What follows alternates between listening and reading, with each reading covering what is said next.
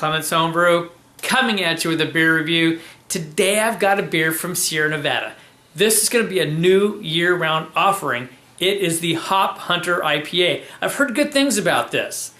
They've gone straight in the market. I don't know where they tested it, but it's going to be a year-round offering.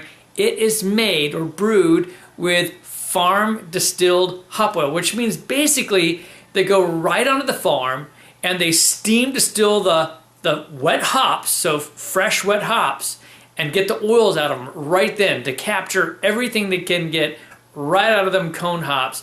And then they go ahead and use that in the brew along with cone hops. So it should be a really good beer. Again, a year-round offering from them. It's 6.2% ABV and 60 IBUs. It's an American IPA. So let's get this one cracked open and give it a try. I have to thank Christian for this one. He got it from a specialty shop that got an early release while no one else had it yet. Wow, really clear, very golden in color. Might have an orange color from your end, but from over here it's definitely gold. About a half finger head.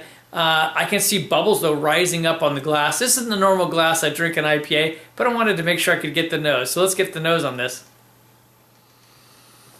Oh, right away, citrus. I get citrus on there, and I get some grapefruit notes. And I get some tropical. I get a little bit of pineapple on it, actually. And I get a little bit like orange. There's some nice floral notes. Wow, I kind of get the whole range. I get that citrus. I get a little bit of orange, and I get a hint of lemon on there as well. So some nice citrus representation. I also get some grassy notes, and there's some pine on it too. So a nice start with this, a nice aroma. Let's get a taste. That's a bit of wow. That's so clean. Very clean taste. Crisp. Mildly dries out on the back side. Wow, okay, let's get another taste on this. The backbone is pale malt. Big time, it's pale malt. Very clean.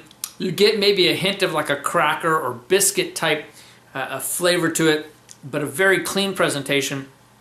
Really allows the hops to shine in it, but it doesn't mean that it's unbalanced. It's actually a very balanced beer.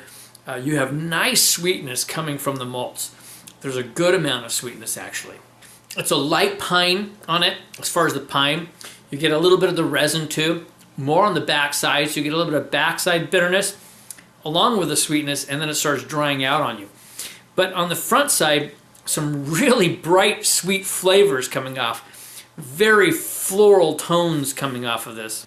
The taste has a little less of a specific citrus than it did on the nose, but you definitely get some citrus, for sure some lemon on there. I'd say some yellow grapefruit rind is coming off on this. Almost a light hint of a honey-esque type taste. A little bit of earthiness off it. It's really pleasant. I'm going to take a little time with this, and I'll come back with some final notes and numbers. I've had a fun time with this as it's warmed. A few other characteristics have come out. So it's a little bit more creamy textures come out. That pine and a little bit of dankness is a little bit stronger on it. I've also picked up a little bit more on the orange notes. They're kind of fun. With that bitterness, it's almost like that marmalade when you think of that Spanish marmalade, you know. Maybe even some hints of some stone fruit on there, like peach. A lot going on. It's an interesting beer. You can really tell that they've used hop oils. I think that's real evident, just like you can tell that with a few other beers that do that. It's a real departure from their normal brewing with this whole fresh hop oil. Really innovative on their part going that direction. It's left some nice soapiness on the side, you know, a little bit of lacing and soapiness. Yeah, a great beer. I think this would be really great on tap. I love that they've got the bottling date on here. It's this one's January 30th of 2015, and today's the 18th of February. So 18 days out. That's pretty good. All right, time for a ranking. First with American IPA. Yeah, I mean, sometimes those hop oils are really good. I mean, they help carry flavor for a long time. and it's distinct. You know it's a hop oil. So I'm really enjoying it. I think for an IPA, there's just a lot going on. I've got to give it a 92, which is a really good score on a year-round beer. Overall, boy, that's tough. I'm going to drop down a little bit on my overall. I'm going to give it, I think, a 90. I can't go too far down because it really has some wonderful qualities. Yeah, it's a decent beer, a very good beer. Here it is again. It is the Hunter IPA brewed with Farm Distilled Hop Oils. And you'll be seeing this in the store soon if you haven't seen it already. I'd say give it a shot. This one's worth giving a try. This is Kevin from Clements Homebrew saying, life's too short to drink cheap beer, and I will see you in the next beer review.